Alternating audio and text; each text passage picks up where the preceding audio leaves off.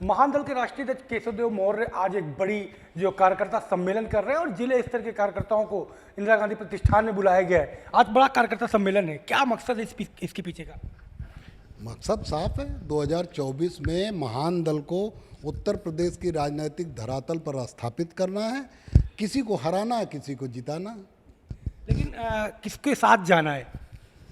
कबीरा खड़ा बाजार में, मांगे सबकी खैर, ना काऊ से दोस्ती ना किसी से बैर। हमारी किसी से बैर नहीं है। वैचारिक रूप से हम सपा और बसपा के नज़दीक हैं। हम बाबा साहब को मानने वाले, भगवान बुद्ध को मानने वाले व्यक्ति हैं और हमारी विचारधारा, हमारे समाज की लगभग विचारधारा बुद्धिस्ट है। बुद्धिज़्म को मानने वाले लोग हैं, बुद्धिमान लोग हैं। तो हम तो चाहते हैं कि बसपा गठबंधन की पहल करे। सपा से गठबंधन किया था, लेकिन कुछ ऐसी दिक्कतें आई कि गठबंधन तोड़ना पड़ा या टूट गया। हम फिर गठबंधन को सपा और बसपा से चाहते हैं गठबंधन हो, लेकिन अगर गठबंधन नहीं होता तो कोई ना कोई रास्ता निकालेंगे जिससे कि हमारा महत्व 2024 में महान दल का महत्व हो। और महान दल के पास एक ताकत है। उत्तर प्रदेश में शाक्य सैनिक कुशवाहा मौर्य समाज एक बहुत बड़ी संख्या में 403 विधानसभाओं में रहता है, हर लोकसभा को प्रभावित करता है। और भारतीय जनता पार्टी के पास जो इस समय भारतीय जनता पार्टी जो अजेय हो गई है, ये उसी वोट की बदौलत है। इस वोट को पहले भारतीय जनता पार्टी नहीं जानती थी और ये बसपा का बेस वोट हुआ करता था। जिस तरह बसपा को जाटव समाज बेस वोट की तरह वोट देता था, उसी तरह से शाक्य सैनिक कुशवाहा मौर्य समाज 80 से 90% प्रत्याशी बिना देखे बसपा को वोट करते थे। और जब से मैंने पार्टी बनाई और 2012 मुझे दर्जनों सीटों पर 48,000, 35,000, 40,000 वोट मिला, बसपा डगमगा गई। और आज तक कभी भी बसपा खड़ी नहीं हो पाई, क्योंकि उसका बेस वोट की तरह जो वोट था शाक्य सैनिक कुशवाहा मौर्य, वो निकल कर महान दल की तरफ आया। और फिर भारतीय जनता पार्टी ने चालाकी से केशवदेव मौर्य की जगह केशव प्रसाद मौर्य को खड़ा करके उस वोट को अपने पास ले लिया। और ये वोट 2014 में, 17 में, 19 में और 22 में चला गया। और बसपा सपा के गठबंधन के बावजूद भारतीय जनता पार्टी प्रचंड बहुमत से जीत कराई। और इस वोट को जब तक भारतीय जनता पार्टी से अलग नहीं किया जाएगा, तब तक भारतीय जनता पार्टी को किसी भी रणनीति से सपा और बसपा हरा नहीं सकती। समाजवादी पार्टी इस समय जो जाति जनगणना का मामला हो, सामाजिक न्याय का मुद्दा हो, लेकर के चल रही, जो थीम उनकी है वो थीम आपसे मिलती जुलती है, तो परहेज तो नहीं समाजवादी पार्टी अगर पहल करे? देखिए, मैं तो चाहता ही हूँ कि उत्तर प्रदेश में दलित, पिछड़े और अल्पसंख्यकों का भला केवल सपा और बसपा के रहते हो सकता है।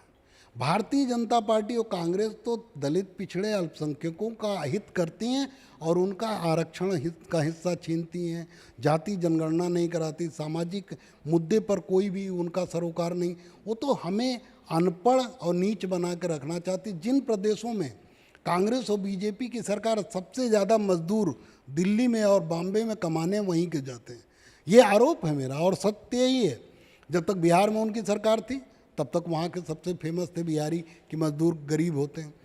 तो ये भारतीय जनता पार्टी और कांग्रेस एक ही सिक्के के दो पहलू हैं, एक इधर का एक उधर का। तो इनसे कोई आशा दलित, पिछड़े, अल्पसंख्यकों को नहीं करनी चाहिए।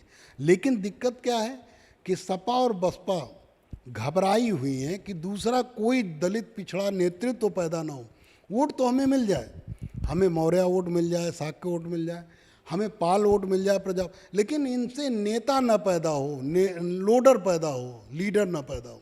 मेरा अगला सवाल ये है आपके कि बीजेपी की इन दिनों फिर से ओम प्रकाश राजभर से जो मेल मुलाकात है वो बढ़ रही है। क्या लगता है कि बीजेपी को अब छोटे दलों की जरूरत पड़ रही है? देखिए, आरएसएस के कई हाथ पांव हैं और ये ओम प्रकाश राजभर को मैं तब भी कहता था जब सपा गठबंधन में आए कि वो आरएसएस के व्यक्ति हैं। वो कब सुरक्षा लिए हुए हैं बीजेपी से, वाई श्रेणी की, उनके साथ 2-2 जिप्सी चल रही। और बात करते हैं कांग्रेस गठबंधन की कि कांग्रेस से गठबंधन हो, नीतीश कुमार जी करें, बसपा करे, फलान। ये सब दिखावा है, ढोंग है। वो केवल और केवल आरएसएस के लिए काम करते हैं आरएसएस के दोनों सिक्के के दो पहलू बताया, उन्हीं दोनों के लिए काम करते हैं, उन्हीं दोनों लोगों के लिए काम करते हैं। इसीलिए भारतीय जनता पार्टी उन्हें इतना सुविधा देती। हम कह रहे मैं भी तो नेता हूँ। शिवपाल जी को इतना बड़ा बंगला योगी जी ने दे दिया, मैं ओम प्रकाश राजभर को इतनी बड़ी सुरक्षा दे दी, मुझे क्या दिया? क्यों नहीं दिया? मैं क्यों मैंने सुरक्षा नहीं मांगी? मुझे तो एक गनर तक सरकार ने नहीं दिया। क्यों? क्योंकि मैं स्वतंत्र हूँ और अपने दम पर बसपा और सपा को के साथ कंधा लगाकर दलित पिछड़े अल्पसंख्यकों का हित इस प्रदेश में और देश में बचाना चाहता हूँ। आज बड़ा कार्यकर्ता सम्मेलन कर रहे हैं, क्या बड़ा जो है घोषणा करने की? आज पूरे उत्तर प्रदेश के महानदल के महत्वपूर्ण जिला स्तरीय कार्यकर्ता जुटे हुए हैं। ये सभी सीनियर पदाधिकारी हैं और हजारों की संख्या में हैं। हाल छोटा पड़ गया अगर आप उसे देखेंगे तो महानदल के कार्यकर्ता सम्मेलन में आज निश्चित एक बड़ा धमाका होगा और एक बड़ी घोषणा होगी। आप होर्डिंग अगर ध्यान से देखें तो उस पर लिखा हुआ है महानदल ने ठाना, उसके बाद डॉट डॉट डॉट डॉट। 2022 में वो नारा था महानदल ने ठाना सपा सरकार बनाना। उस समय सपा और बसपा दोनों एक जगह खड़ी थी, लेकिन महानदल ने सपा के साथ जाकर ये नारा देकर पूरे प्रदेश में समाजवादी पार्टी को ऊपर पहुंचा दिया और बसपा को नीचे पहुंचा दिया।